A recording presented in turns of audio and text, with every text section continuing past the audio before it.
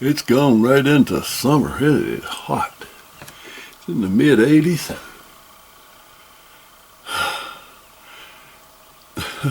So I decided to come out here and shoot the muzzleloader. Again, and what I'm going to try to do is check the zero. And if the zero is right, then shoot a target of record. Meaning I'm going to shoot 3 shots on the same target at various distances. My plan is 20, 40, 60, and 80. Maybe 100, but 20, 40, 60, and 80. I was highly doubtful I'd shoot anything 100 yards with this rifle and this setup. But anyway, that's the plan. We'll shoot the first 3. If the zero's anywhere near right, then I'll move the target around. Let's try that 70 grain load that was shooting good a couple of days ago. Let's see what it wants to shoot like today. Dadgum that wind.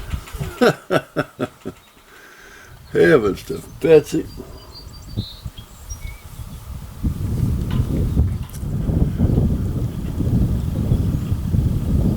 It's uncanny how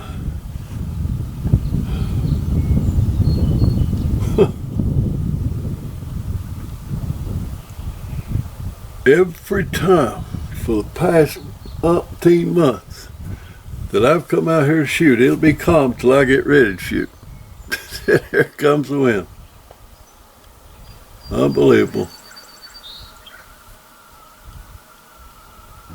The wind velocity's dropped down a little bit, so let me just try a shot here and see what happens.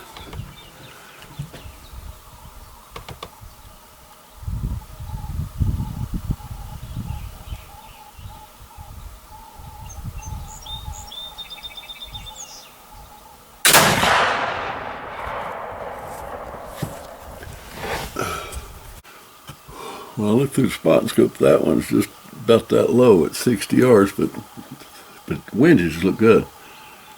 But where I cannot see the target perfectly clear or the front sight perfectly clear, I'm never exactly sure where the top of that fuzzy rear sight, front sight, or the target is. So I can be off vertically a little bit. That's quite easy. Guess I thought you had cataract surgery. Well, I did have cataract surgery, and I can see pretty doggone good. But you can't, when they do cataract surgery, they take out the ability, the eye to accommodate for different distance. It's fine at one given distance, and every other distance it's kind of compromised. So anyway, I can certainly see better than I did before the surgery, that's for sure. Okay, shot number 2. Looking for my earmuffs. They were around my neck. Ah, Lordy, I wonder.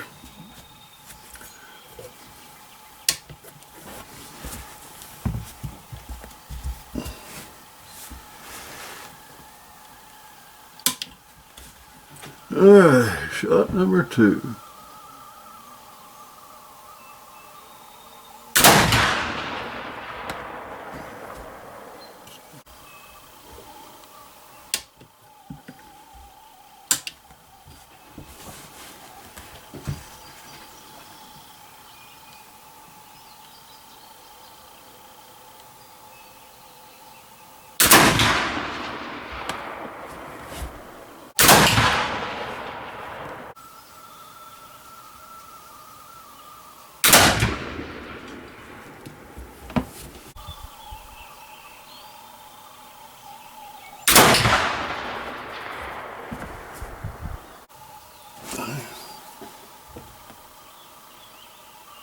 At 40 and 60 yards, it's low.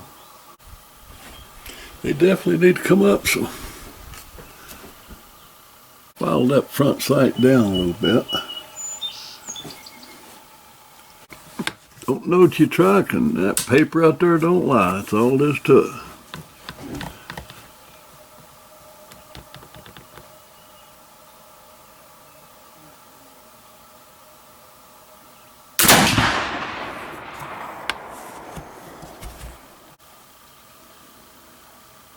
Man, it's shooting accurate, that's for sure.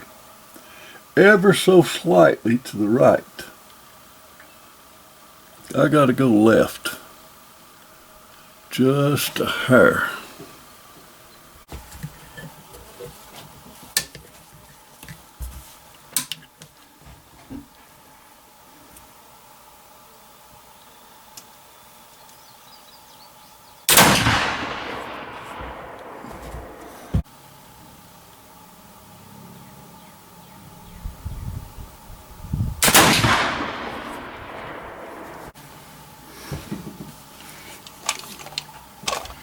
Got to come up a little bit still,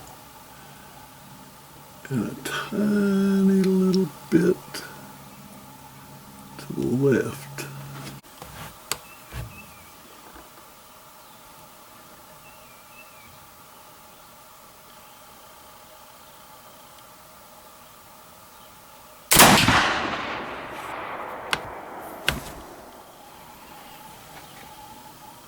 Well, she's shooting pretty accurate.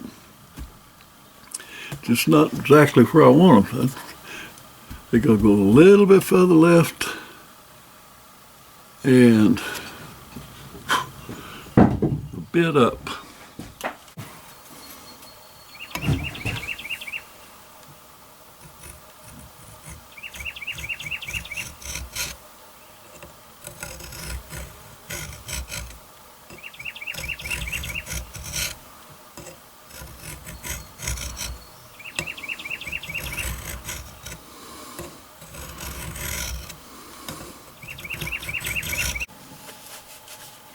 Still trying to get it to go a little bit left. I mean a tiny bit left. Just a little bit high. Ben, it's the accuracy is great. It's just where they're at. It needs a tiny bit of adjustment.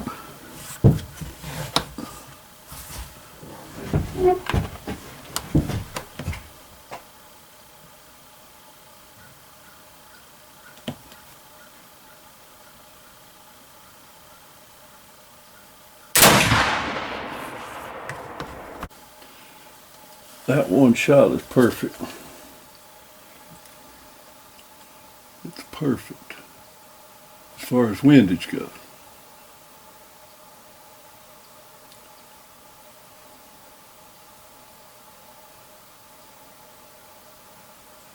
I need to move the target back to 60 yards, I guess.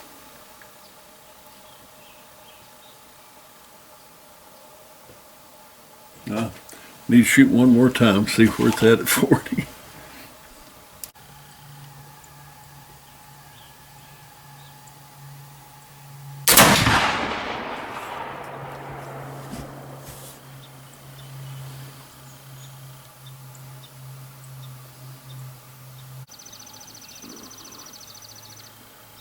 I think I'll call it quits for today. I got it. It's looking good. At 40 yards, it's looking good. So I need to put up a new target, move it back to 60 yards,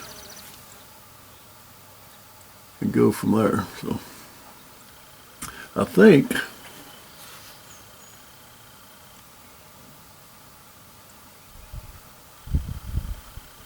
but the load is going to be all right, and the zero is very close. Might have to file the sight down just a hair more. I don't know.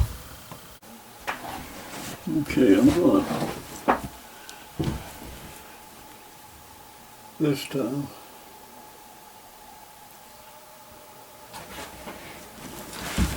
Try to see how close I can come to that little center white dot. By utilizing the rest here, but putting my elbows on it and my hand on the front.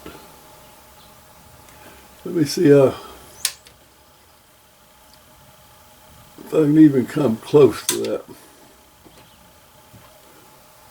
But I sure can't hardly see it.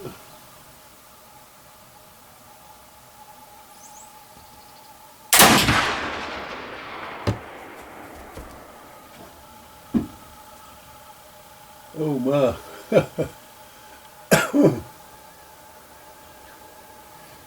Hit about a half inch to the right. Back for another session. And I'm still working toward getting the best zero that I can. Best trajectory, to utilize what I consider to be the best trajectory possible.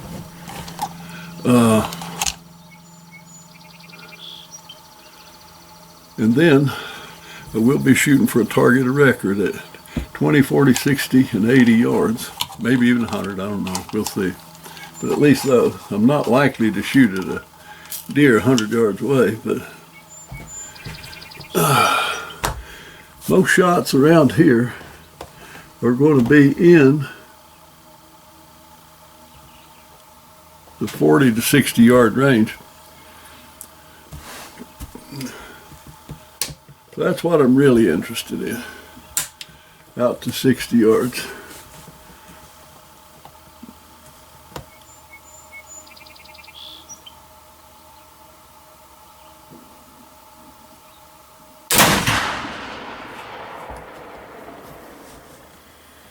Let's see what happens.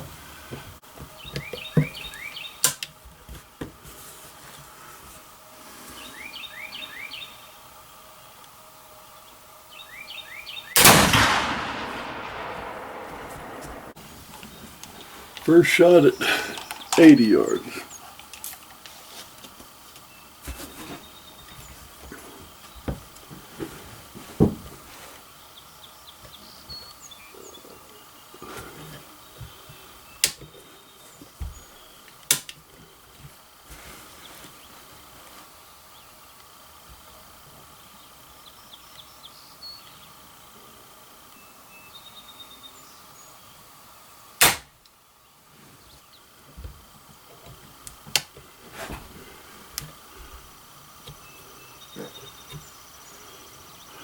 Might be time for a new flint. I believe it is. I get the use out of these flints.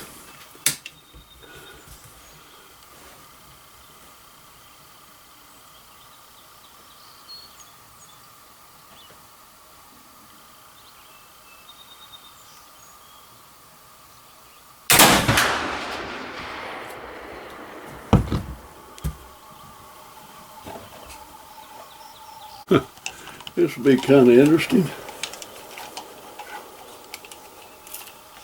My eyes really having trouble focusing out there today.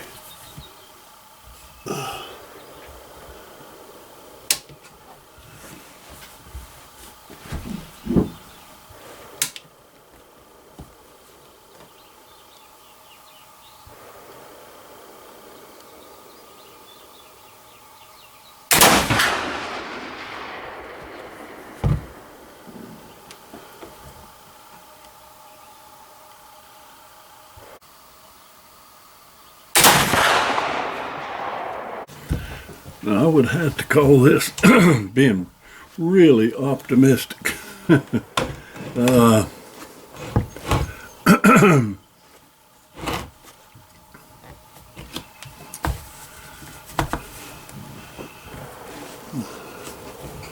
got the target moved back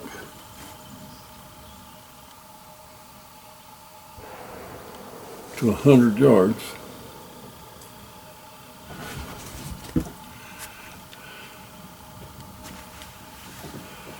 And I'm having a time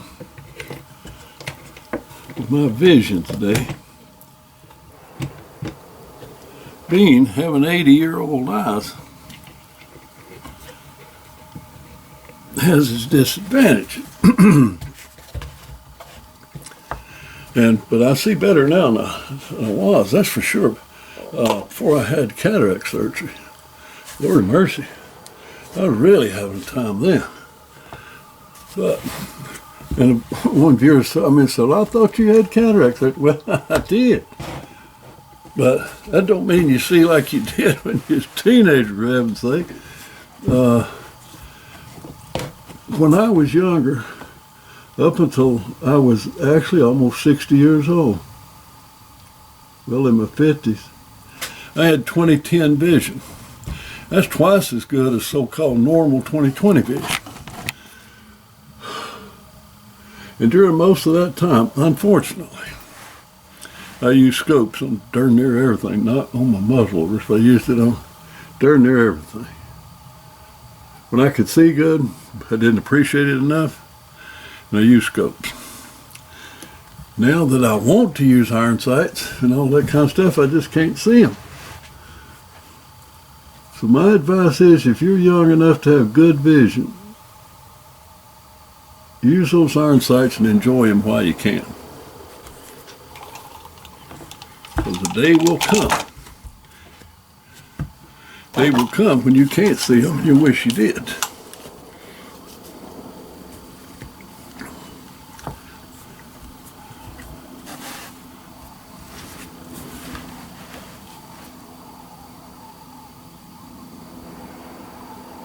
All right, that's at 100 yards, so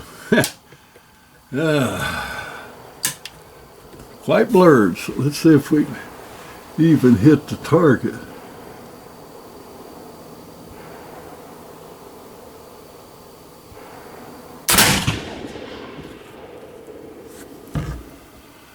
Let's look and see. 100 yards.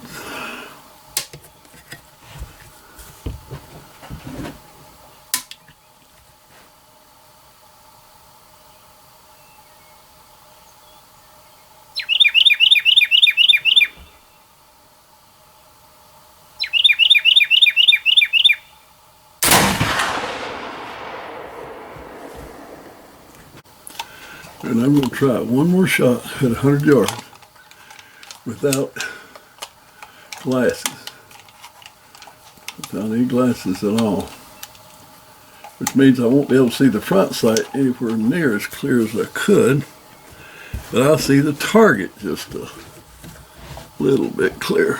So let's see how that pans out, if at all.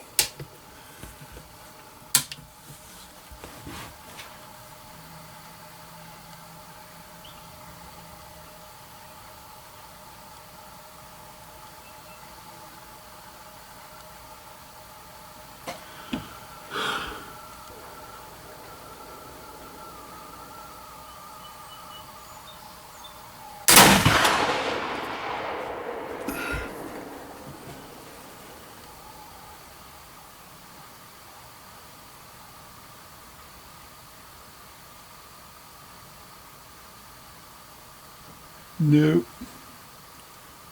That ain't gonna work. That's not gonna work.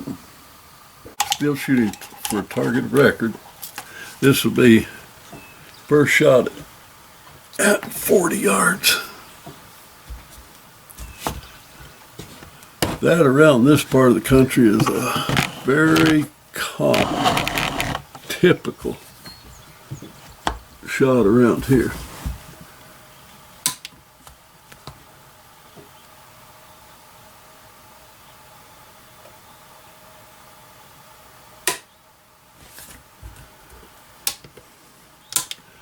Works better if you cock it.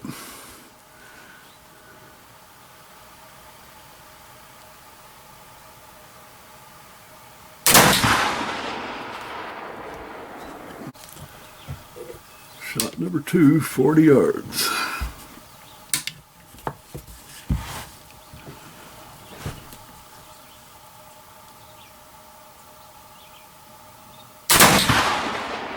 So this is going to be my third and final shot for a target record. And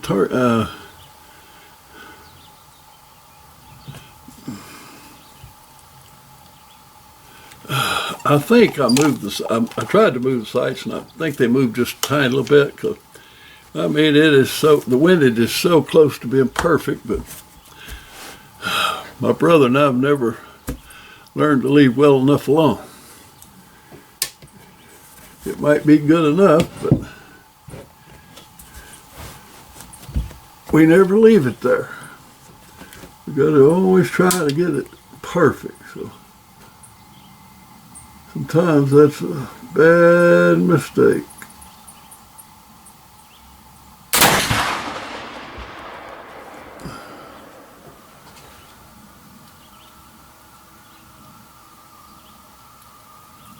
Well, that one moved over. It is absolutely perfect windage. Well, the rest of them will go there or not, but better than that one is. And this will be 20 yards. You know, if you're out hunting at a deer or something, and a grouse or a turkey comes by, you might want to try to take his head off.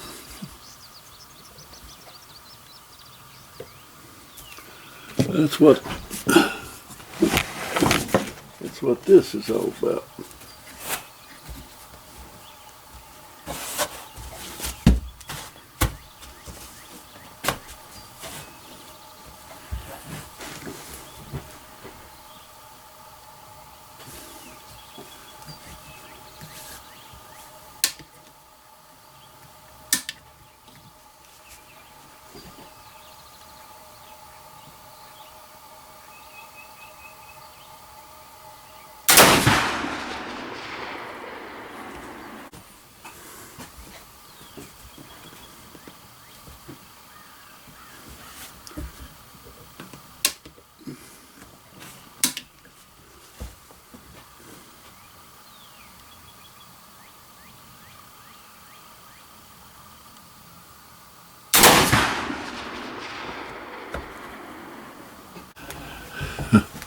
So this will be shot number 2 at 100 yards, no glasses at all.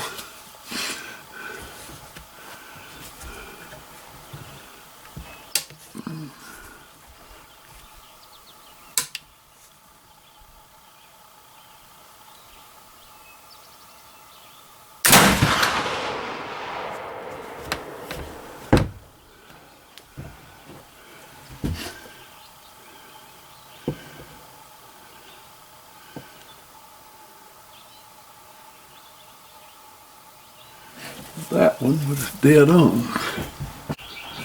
This will be 3rd shot, 100 yards, me with no glasses.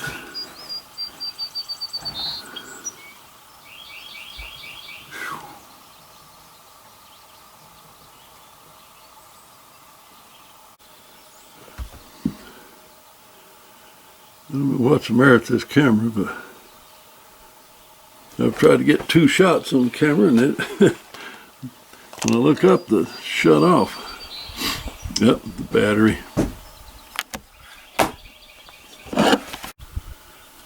Okay, I've moved it up, the target up to 60 yards. I'm comparing with and without my glasses. This is without.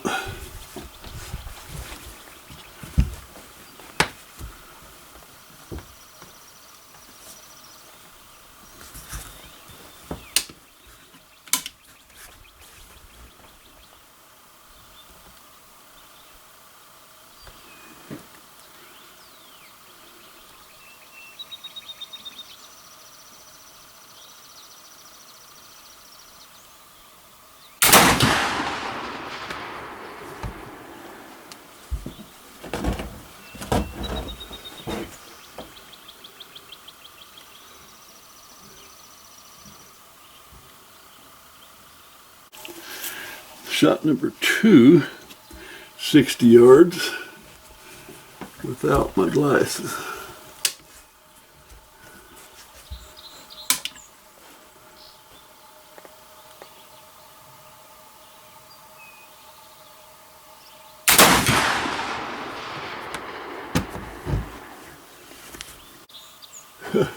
You're in the same hole, probably 2 inches or so high, instead of 5 inches high. It was with my glasses, so seeing things a little bit different with and without them, that's for sure. Okay, now what I'm going to do is I'm going to reload it without swabbing the barrel or anything else, and with a thin, much thinner patch. Much thinner patch, probably about half as thick.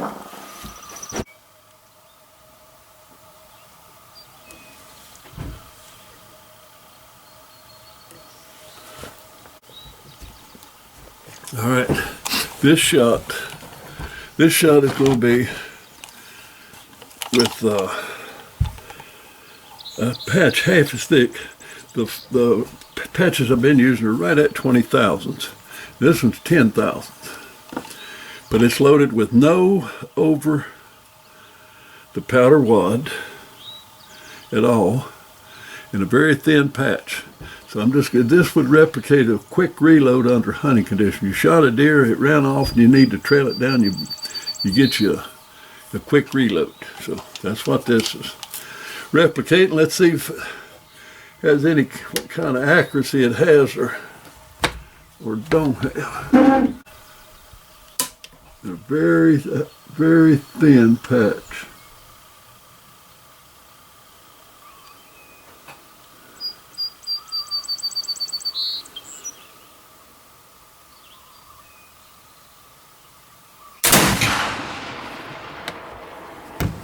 See if it even hit the target at all. Huh. I did.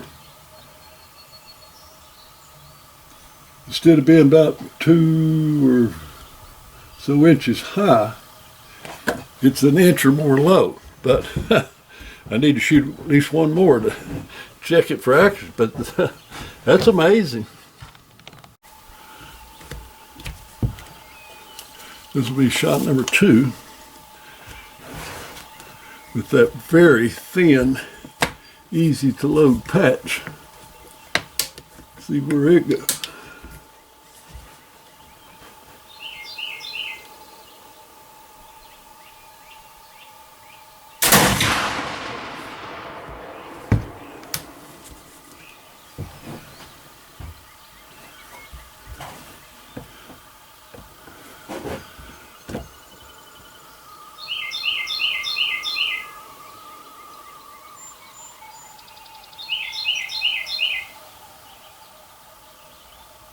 Oh no.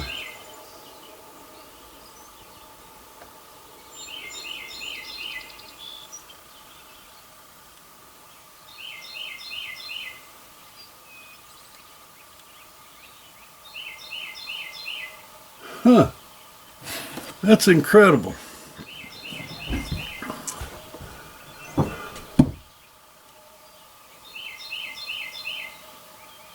The accuracy with a 10 thousandths patch is putting them in the same hole that the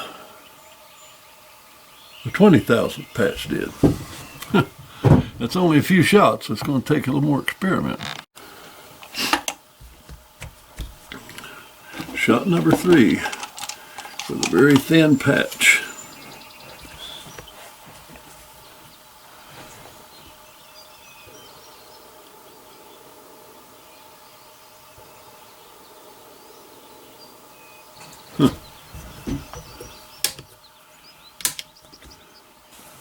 Thin patch and no glasses.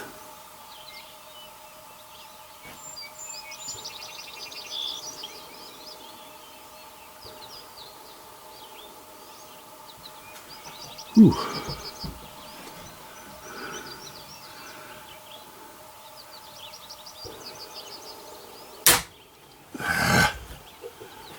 I swear I'm going to have to put a new flint in there, sharpen this one more.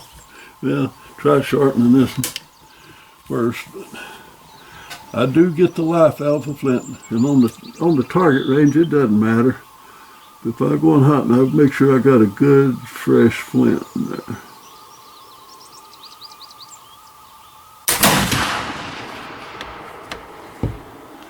But here on the bench, it doesn't matter. Like, just get the life out of you flints. Holy crap.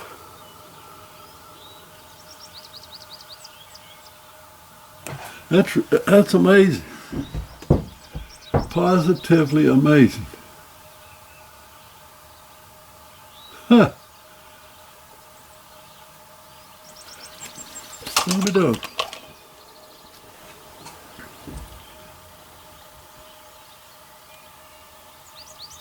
It's shooting Same point of impact.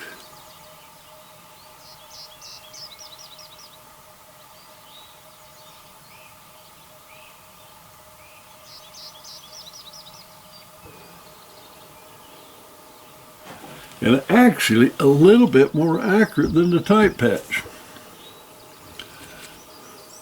The loose patch out of a fouled out barrel is really shooting a little bit more accurate than a tight patch out of a cleaner barrel. Cleaner, not clean, but cleaner. That's mind-boggling. I just wondered if I was ever going to be able to stay on the target to use it as a quick follow-up shot. But hey, oh, Mosey. The accuracy is unbelievable.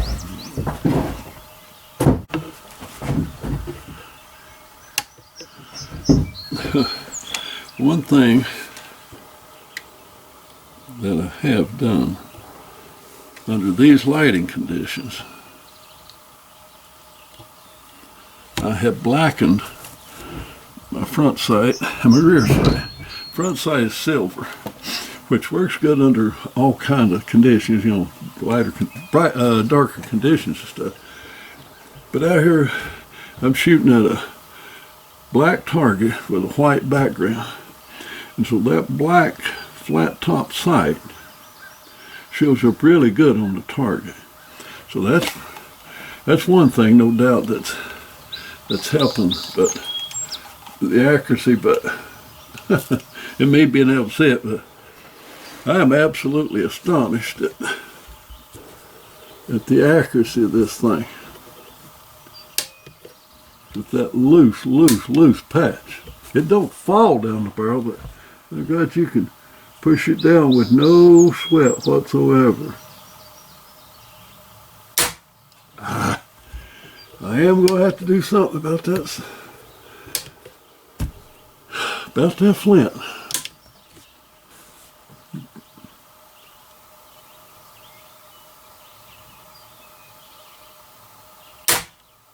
For Pete's sake.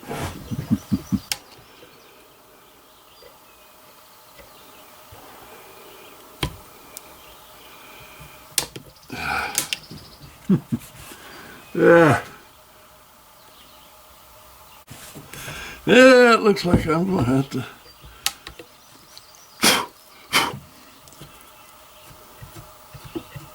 do something with it. I won't turn up.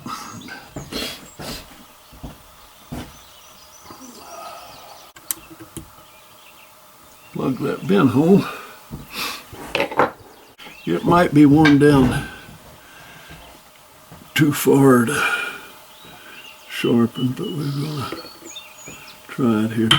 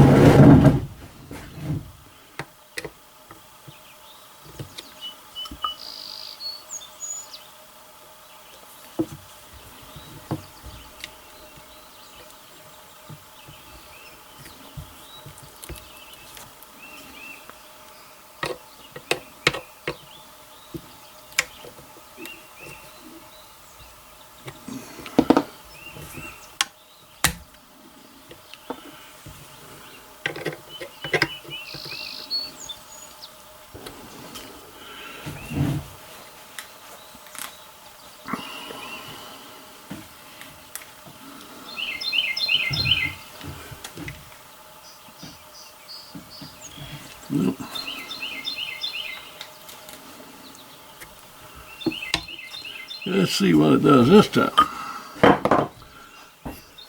Plenty sharp, but could be too short too.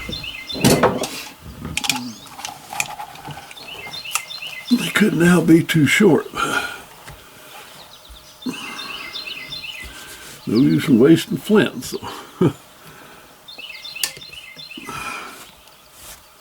I guess I'll take after my granddad in that respect. Get the good out of something.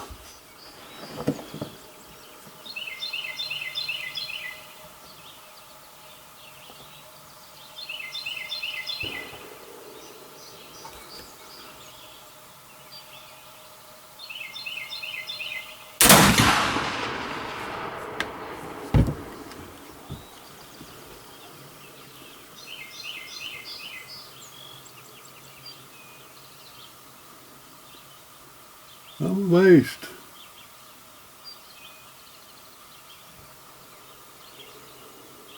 I am amazed.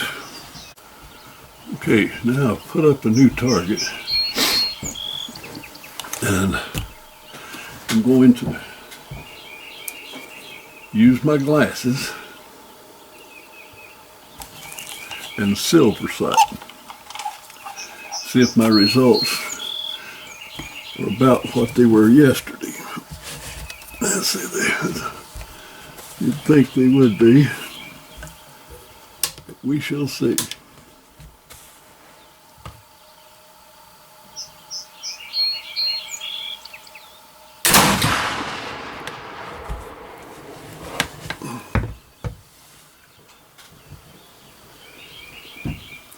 Yep, they are. The results from that first shot matched the results that I did yesterday with the same setup, same patch and glasses and all that. So this, let's see it again.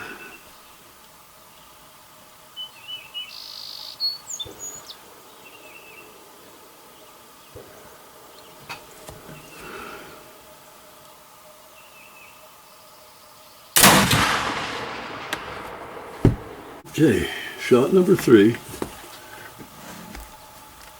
Replicating what I was doing the other day, which means shooting with my glasses.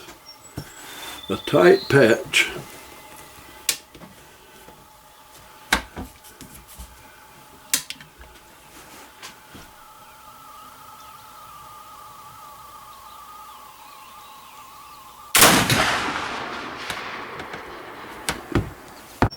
When shooting iron sights, your light, the lighting conditions make all the difference in the world. How the light is reflecting around and over your sights.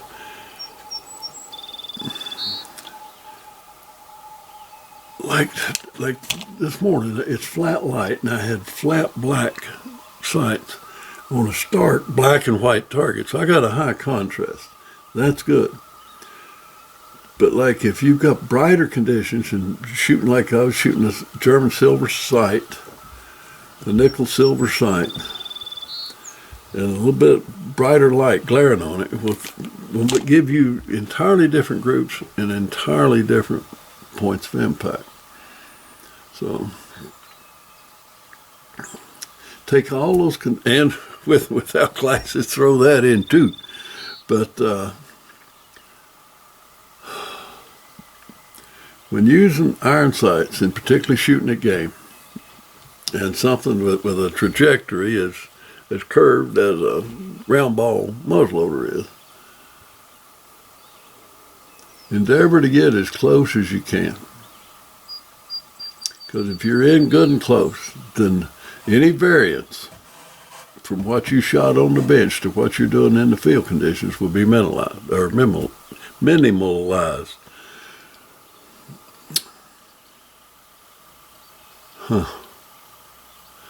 Boy, that is borne out from shooting yesterday and today under different lighting conditions.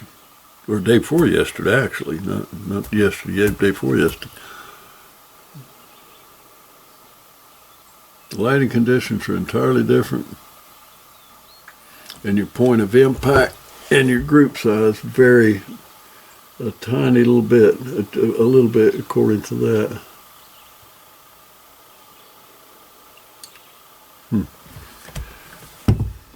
Which is not surprising. Now, anybody that's followed the channel any length of time at all knows that I was shooting 40-year-old GoX powder, 3F GoX powder, with great results in this rifle. I mean, extremely accurate. I ran out of that powder, ordered new GoX, brand spanking new, out of new factory, and it did not, first run out of the new factory and under new ownership, and it didn't shoot worth flip. I mean, it shoot terrible. So I've been experimenting with Swiss, and so far, even with Swiss, I have not been able to achieve the accuracy that I was achieving with the old GoX.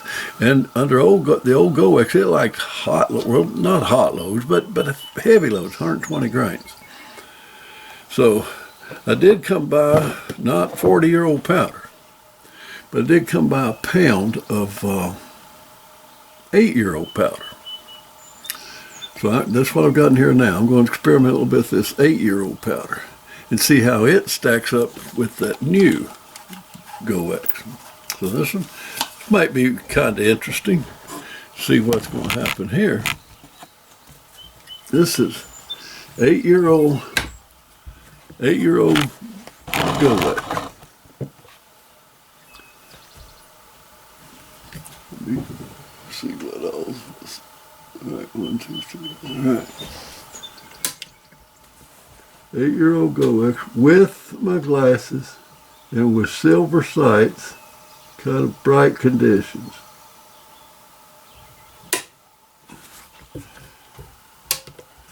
Works better when you cock it.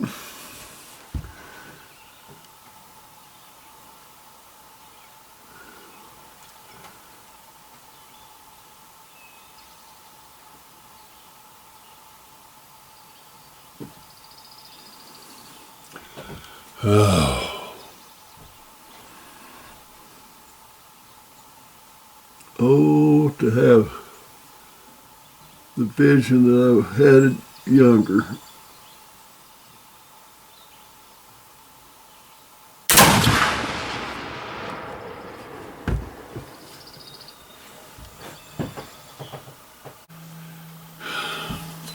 Now, this shot, I'm going to take a couple of shots with 80 grains of 8-year-old GoX.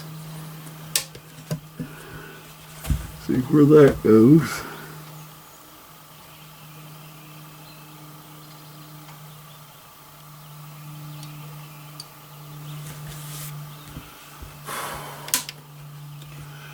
Let's see.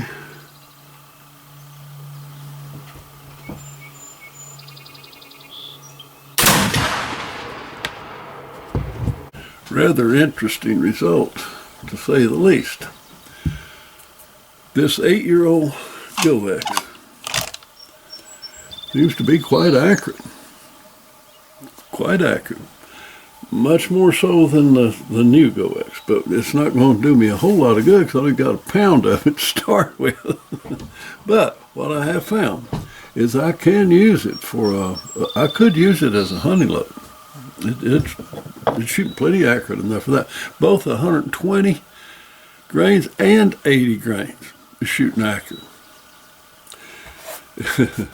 That's a lot of difference between an 80 and 120 grains, for heaven's sake. That's 40 grains of powder difference. That's taking your 80 grain load and increasing it by 50%. And yet the accuracy it is virtually the same. It does print a tiny bit lower, a little bit lower with the 80 grain. Well, a couple inches lower, as a matter of fact, but it prints lower. But it's tight. That 120 grain load is tight. And that 120 grain loads of the 8-year-old GoX is shooting almost to the same spot that 40-year-old GoX is doing, of which the new GoX is not. So I've got several pounds of the new GoX, which I suppose I'll use as plinking loads, or just fun shooting, get out here and wandering around through the woods, just plinking at one thing and another. I'll use it, but I will not use that brand new GoX as a hunting load at all. It's just not accurate in my gun at all. But I can, for just pleasure, just shooting, just practicing, you know, wandering around, enjoying the day, enjoying yourself, and doing a little bit of shooting. I'll use that new GoX for sure to shoot that up, and this 8-year-old GoX, I will use that for, not for hunting, but for under something that I might want to do a little bit better at, you know. Maybe I'll even try some long range shots with it or something. But anyway, it's usable powder. It's definitely usable powder. For up until this year, all I ever shot was GoX, but it's all old GoX, and I didn't have no complaints with it. It was very accurate. Very accurate. And as far as being dirty, everybody talks about how clean Swiss is. And I started shooting Swiss, and I kept shooting, and I was like, it's dirty. Swiss was dirty. And so it's got a different sound, a different crack to it. I mean, it's obviously more potent than GoX. It's got more umph to it than GoX. But it was, I was not impressed with how clean it was until today. And I got out here and I started shooting some of that GoX, the 8-year-old GoX, and yeah, Swiss is cleaner. Shooting them back to back, where you can give a good comparison. Swiss is cleaner, and it's more potent. It's a superior powder. I will say that all the way around. However, this particular rifle right here, it liked GoX. It loved that old GoX better than anything that I've been able to come up with in Swiss so far. And it likes this 8-year-old. It likes this 8-year-old GoX pretty doggone good too. So, maybe it just likes made in America. But and if that new GoX had shot anywhere near like the old, I wouldn't be shooting Swiss or anything else. I mean, because the old GoX was extremely accurate, very good powder for this rifle. So anyway, that's going to wrap up my muzzleloader shooting for a while. There's fish out there that need to be caught, and I need to get on the water. My goodness. It's over 7 months which I haven't fished, and that's unusual for me. I mean, I love shooting and I love hunting and all that stuff, but I really love fishing. I really like fishing. But due to a whole bunch of crazy circumstances, including my wife falling and breaking a hip, and got into lots of serious flintlock shooting, hunting and target shooting, and experimenting. So anyway, I've kind of neglected my fishing, but I'm going to rectify that here pretty soon. Matter of fact, tomorrow. I'm going fishing tomorrow. So I'm going to clean the muzzleloader and put them up and get around to doing some more testing at a later date. But right now, I'm okay with where everything's at right now. I'm okay with a 70 grain load of Swiss. That's fine. It shoots comfortable in here. 80 grains of GoX in here. And today shot real well, and 120 grains shot exceedingly well. So I guess I could use that pound of GoX and use it just for hunting, and pop up those 120 grain loads in it, and if I wanted to. But I'm going to, right now the plans, I'm going to stick with probably 70 grains of Swiss. Unless I change my mind between now and when the muzzleloader season opens up. But between now and then, I will do some more experiment, but it's probably going to be on up in the summer a little bit. Right now, I'm going to concentrate on the fishing. So, okay, my point of impact, 6 o'clock right here. And that's using, of course, my Tennessee Poor Boy with candle blackened sights and no glasses on a day with medium light conditions, medium bright light conditions, using 70 grains of Swiss. And with this loose patch, I use no over the powder wad. Because what I was trying to come up with, could, if you shoot at a deer and you need a quick reload in the woods, you know, that's what I was trying to see if it'd load easier and better with that really loose patch. And what happened? It's I moved this at 100 yards. At 100 yards, hold it here. I got 2 hits here. And then I called one crazy one, and it got a perfect bullseye, but that ain't what I was looking for. That's 8 inches up. But when I did my part, 100 yards was here. I moved the target up to 60 yards. And I shot 2 shots and 2 shots together right here at 60 yards.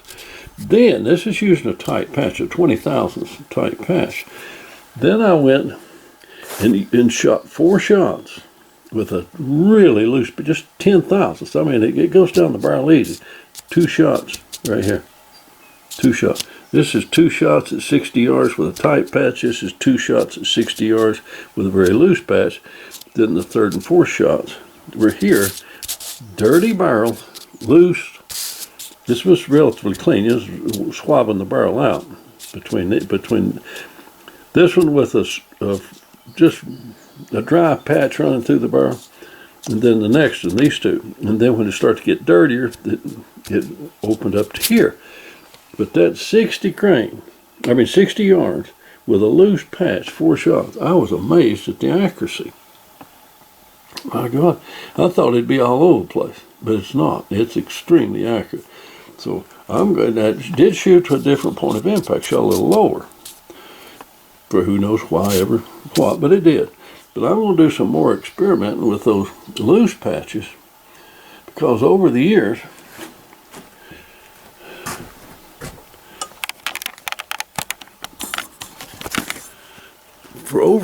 I've used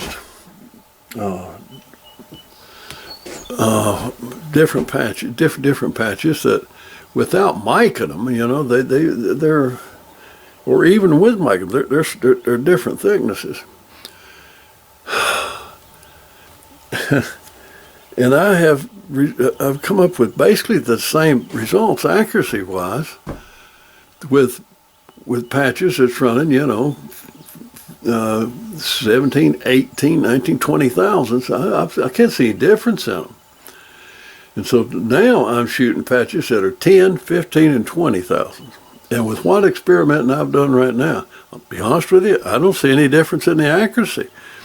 When I go all the way down to the 10 thousandths, I do see a shift in the point of impact a little bit. But with 15 to 20,000, they shoot the same, they measure the same. So, like I said, a lot of my findings are fly in the face of conventional wisdom, but all I can report is what the results that I get. And it doesn't matter. I mean, if you get different results, that's fine and dandy, but you're getting certain results with your rifles or your guns on certain days, and I'm getting particular results on certain days with this rifle. So you experiment. That's all it is. You experiment and you observe the holes in the paper and what they're telling you. So now I've got a lot more experimenting to do with that. But on my preliminary testing, so